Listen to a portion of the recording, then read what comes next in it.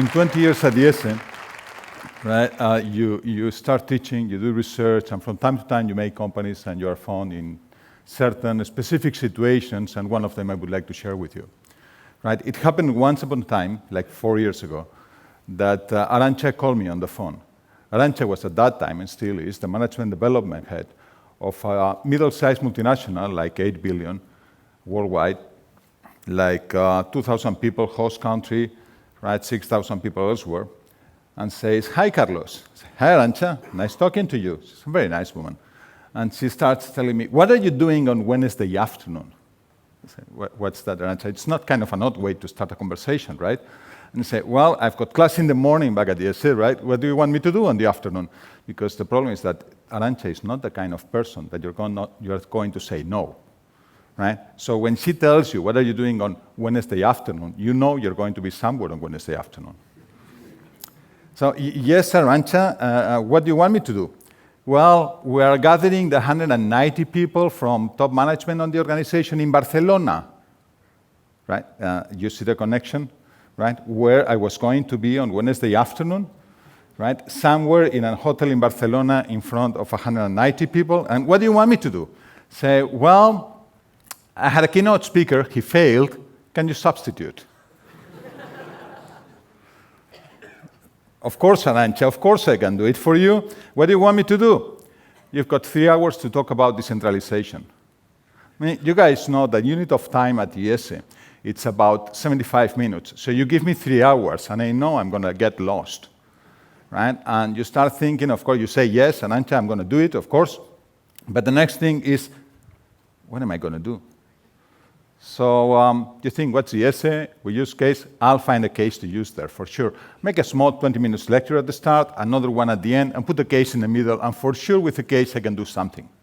So I find a nice case, and there I give my lecture, and I'm kind of a place like this, with 190 people looking at me, and I put on a virtual board the situation at hand.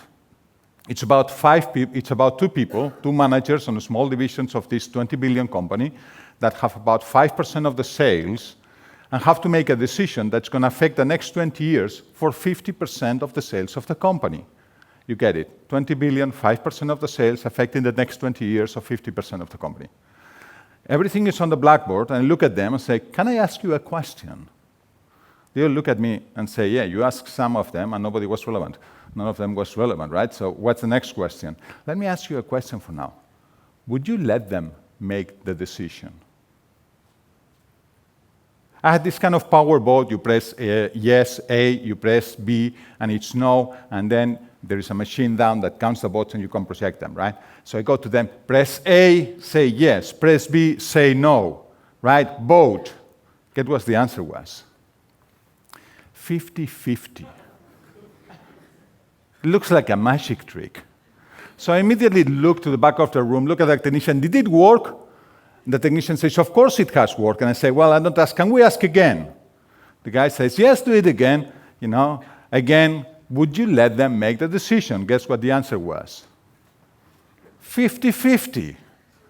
I mean, sure, I didn't do any trick, like, could you state that for the people? Because, statistically, it's impossible to get a 50-50 in a place like that, right? So I go in there. This is the perfect situation for a case discussion, right? But I decided, let's wait a second. Can I make another question to you? For those of you who said yes, that you would let them make the decision, would you change it if you don't like it? If you were the boss, you said that you would let them make the decision, right? Would you change it if you didn't like it? Guess what the answer was? Yes. Interesting, because I was talking about decentralization of the previous lecture, right? So it's delegation, power of decision making, and so on and so forth, right? They say, yes, of course I would give the decision to them, but if I didn't like it, I change it. Let me make you another question. Would you like to work for someone that lets you make decisions, but changes them whenever they don't like it? Which is a good definition of delegation management, right? I only let them people make decisions that I want them to make. If they make something that I don't agree, I just change it. Guess what the answer was? Of course, these guys were managers, right? They're supposed to be able to make decisions. They want to make decisions and let the decisions made. Remember, I forgot 50% of the people. The only 50% of the people had said no. So I'm going to ask those people that would not let them make the decision, would you like to work for someone that only lets you make scratchy decisions? The important decisions are for them, of course. Answer, yes. Surprisingly, 30% of the people are kind of the comfortable manager, right? Sits back, looks at the boss and say, what do you want me to do? Yes, I'll do it. Don't let me think.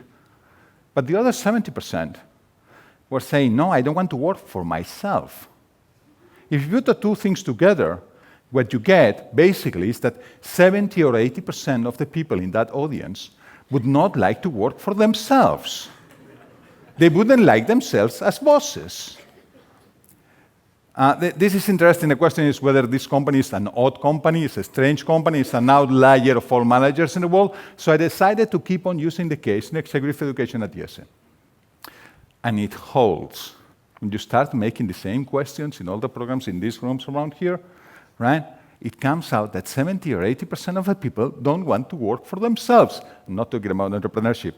So again, I don't want to have a boss like me. You are different, right? Because you are straight delegators and you're perfect managers. No, you're not. At least statistically speaking, and given that you're here, 70 or 80% of you would not like to have a boss like yourself, which is interesting, right? In fact, it implies that your most often situation is one that looks like this. Half of the time, you are the boss, putting the hand on the forehead of the other, right, saying, don't move, you just do what I say, right? And the other half of the time, you're the other guy here, with the hand here, trying to move, and the boss, yourself, is not letting you to do it. So my question is, what can you change here? Because if you are waiting for the context, that is your boss, to change, you are waiting for yourself to change. How often have you changed in the last 10 years significantly in your style of management? I don't need an answer for that, right? But the thing that you have to think is that you are here trying to move. And in order to do that, right, there is just one thing that you can do. The first thing, a necessary condition to be able to do something, is to do your work, to perform your task, to become a reliable person. A reliable person is a person that when he or she says that something is going to get done, it gets done. I'm in charge, and you just forget about it, and the stuff goes on, right? How many of you consider yourselves reliable? We all have a long way to go, right? But the first thing is that you have to gain your credibility to be able to speak and say something about it. The next thing is to transform tasks into responsibilities. Let me give you a small example. You'll all been in a hotel room in some time in your life, and there's usually a maid, right, that cleans the room for you or for the next guest. If you are the manager of the hotel, right, you give this person a task list, right, and says, make the bed, clean the bathroom, put the towels, and so on, right? And if you're the maid, you get into the room, you start checking stuff, and when you're done, you leave. You go to the next room, you enter the same checklist, and you leave. And you do it over and over. How fun can that be? Can you get bored doing that? Would you get bored doing that? Of course you would.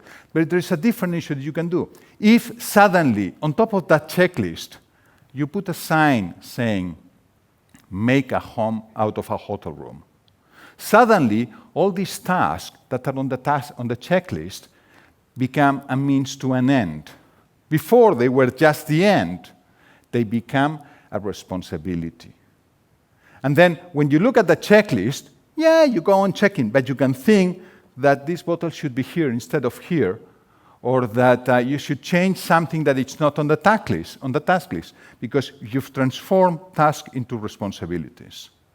The biggest difference between one thing and the other is this. When you are in charge of a responsibility, you are able to think. When you are in charge of a task list, you are able to check. And that makes the work different. In a way, what I'm saying is that even in the MAID example, you can make your work different. In the case of any manager in the world, any position, the first thing that you have to understand is what is your organization about? What is it for?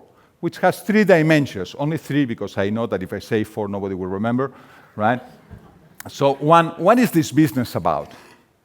Is it about making homes out of hotel rooms? Is the whole hotel that has to be a home for the next guest that walks through the door?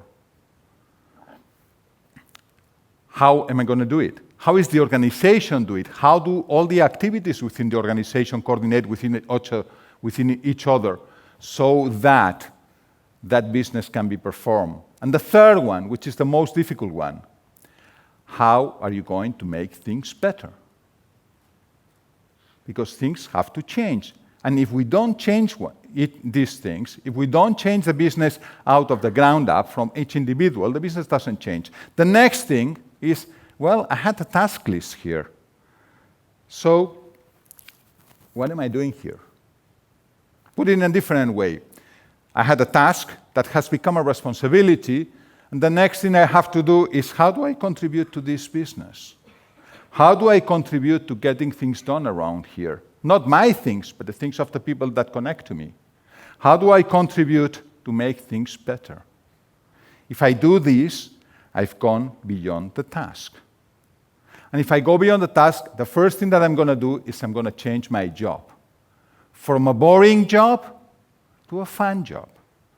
If I'm doing a boring job, I usually become a boring person. And talking to me becomes boring. And everybody around me, if I have a big influence of them, the way Kevin said, right, they become boring persons. So the next thing that I'm going to do is change myself and change the people around me. If I go on changing the people around me, I will be able to change the world.